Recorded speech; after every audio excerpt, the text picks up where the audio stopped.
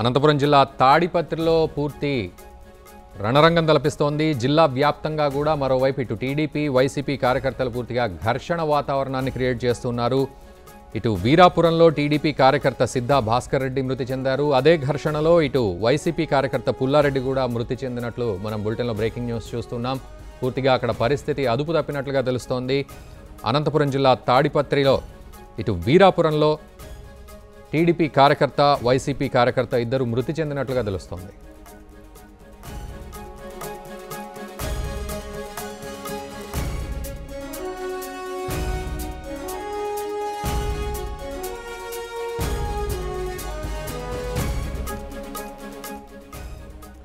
అనంతపురం జిల్లాలో ఉద్రిక్త పరిస్థితులు నెలకొన్నాయి.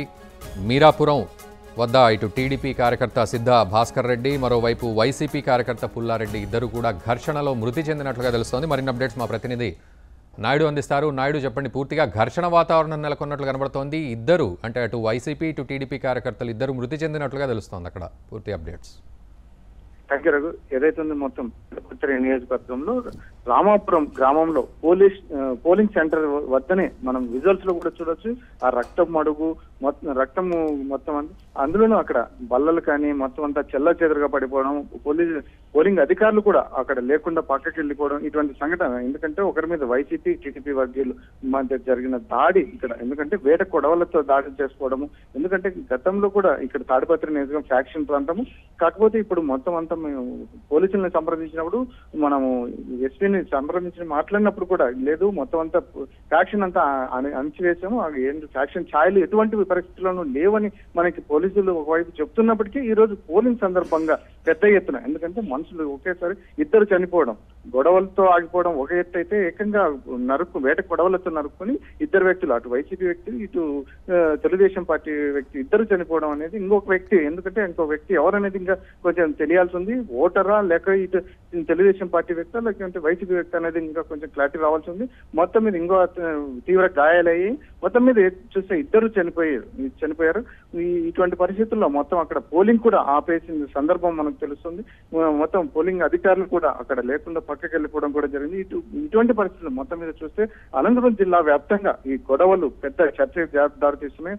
మరి ముఖ్యంగా ఇక్కడ రాప్తాడు నియోజకవర్గంలో కొన్ని చోట్ల, ధర్మవరం నియోజకవర్గము, ఇప్పుడు సింగనమల, ఈ తాడిపత్రికి ఆనుకుని ఉన్నటువంటి ఎల్లనూరు పుట్లూరు గ్రామంలో కూడా ఉదయం నుంచి గొడవలు జరగడం, ఇటువంటి రాళ్లు రూపుకోవడం, ఒకరి మీద ఒకరు రాళ్లు రూపుకోవడం ఒక భయానకమైన పరిస్థితిని తలపిస్తుంది. ఇటువంటి పరిస్థితుల్లో సగటు ఓటరు అసలు కౌంటింగ్ పోలింగ్ సెంటర్కి వచ్చి ఓటు వేస్తాడా లేదా అనేది కూడా, ఎందుకంటే పూర్తి స్థాయిలో పోలింగ్ శాతం కూడా తగ్గిపోయే అవకాశం ఉందని కూడా ఇట ఎన్నికల అధికారులు కూడా ఒకవైపు చెప్తున్నప్పటికీ, పోలీసులు అయితే మాత్రం మేము మొదటి నుంచి ఈ సమస్యాత్మక ప్రాంతాలను గుర్తించాము, ఇక్కడ ఎటువంటి ఘటనలు జరగకుండా మేము గట్టి పటిష్టమైన బందోబస్తును కూడా చేసామని చెప్తున్నప్పటికీ, ఇటువంటి సంఘటనలు ఏకంగా వ్యక్తులు నరుక్కుని చనిపోవడం సంఘటనలు చూస్తుంటే పెద్ద చర్చకు దారితీస్తుంది. అందులోనూ ముఖ్యంగా భయభ్రాంతులకు గురయ్యే పరిస్థితులు, మహిళలు కానీ ఇప్పుడు కొత్తగా ఓట్లు వేస్తున్నటువంటి యుక్త వయసు వ్యక్తులు కానీ లాంటి మహిళలు కానీ ఇటువంటి వాళ్ళు ఓటు వేయడానికే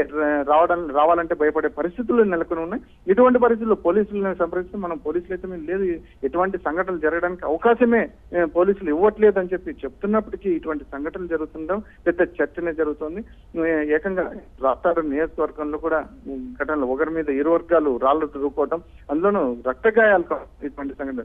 ఇంకోవైపు చూస్తే ధర్మవరం నియోజకవర్గంలో అక్కడ కూడా ఒకరి మీద ఒకరు ఇదే నెపం, అక్కడ ప్రశాంతమైన ఇరు పార్టీలు కలిపి ప్రశాంతంగా ఓట్లు అడిగి ఓట్లు వేయించుకునే పరిస్థితి నుంచి ఏకంగా దౌర్జన్యాలు దొమ్మిలకు దిగి, ఎందుకంటే ఒక రకమైన భయభ్రాంతులకు గురి చేసి ఇక్కడ మరి పోలింగ్ అనేది పెంచుకోవాలా లాంటి తగ్గించుకోవాలా అనే రకంగా ఏ విచక్షణ రహితంగా ఏకంగా ఇటు ఓటర్లు ఉన్నారు, మహిళలు ఉన్నారు, మహిళలు కూడా చిన్నపిల్లల్ని తీసుకుని వచ్చి ఓట్లకు వేసుకొచ్చి భయభ్రాంతులకు గురయ్యే పరిస్థితి ఇక్కడ నెలకొని ఉంది.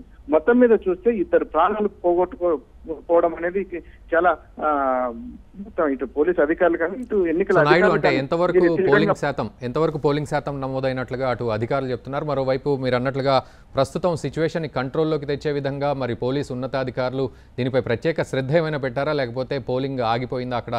సో పునరుద్ధరించే విషయంలో ఎటువంటి చర్యలు తీసుకుంటూ ఉన్నారు? పోలింగ్ శాతం మనం ఒకసారి పరిశీలిస్తే, ఎందుకంటే పొద్దున ఉదయం 7 గంటలకి మొదలవ్వాల్సిన పోలింగ్ అనేది దాదాపు 150 నుంచి 200 ఈవీఎంలు మొరాయించాయి.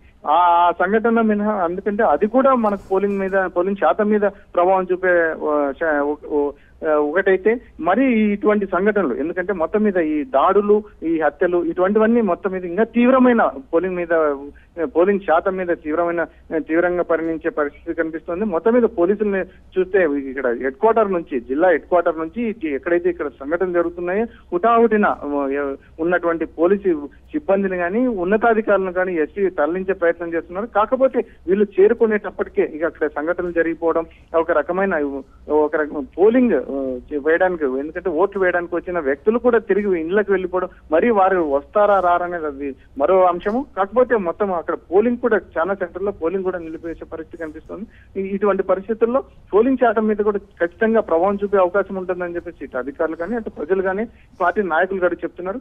మొత్తం మీద పోలీసులు అయితే మాత్రం దీన్ని చాలా, ఎందుకంటే సీరియస్ గా తీసుకొని ఉంటే, ముందుగా ఇంకా పటిష్టమైన చర్యలు తీసుకొని ఉంటే, అందులోనూ ముఖ్యంగా ఎవరైతే అనుమానితులు ఉన్నారో, ఎందుకంటే గతంలో కేసులు ఉన్నటువంటి వ్యక్తులు కావచ్చు, లేదంటే గతంలో ఇటువంటి అల్లరి మూకకు, ఎందుకంటే అల్లరి మూకలు అదే పనిగా ఇక్కడ పోలింగ్ రోజునే ఇటువంటి చర్యలు చేపట్టాలని కొంతమంది డబ్బు ఇచ్చి ఏర్పాటు చేశారా, లేదంటే బయట వ్యక్తులు వచ్చి ఇటువంటి కార్యక్రమాలు చేయబడుతున్నారా అనేది కూడా ఒకటి పోలీసులు తెలుసుకుంటామని ఒకవైపు చెప్తున్నప్పటికీ, కాకపోతే ఈ సంఘటన జరగడం వల్ల పోలింగ్ ఓటర్లు కానీ ఇటు పోలింగ్ శాతం మీద తీవ్ర ప్రభావం పడే అవకాశం ఉంది. Raghu, thank you very much Naidu. So Anantapuram జిల్లా వ్యాప్తంగా కూడా కొన్ని పోలింగ్ కేంద్రాల వద్ద ఉద్రిక్త పరిస్థితులు నెలకొన్నాయి. ఇటు రాప్తాడు, ధర్మవరం, మరోవైపు తాడిపత్రి నియోజకవర్గాలకు సంబంధించిన కొన్ని పోలింగ్ బూత్ల వద్ద పూర్తిగా పరిస్థితి దిగజారినట్లుగా కనబడుతోంది.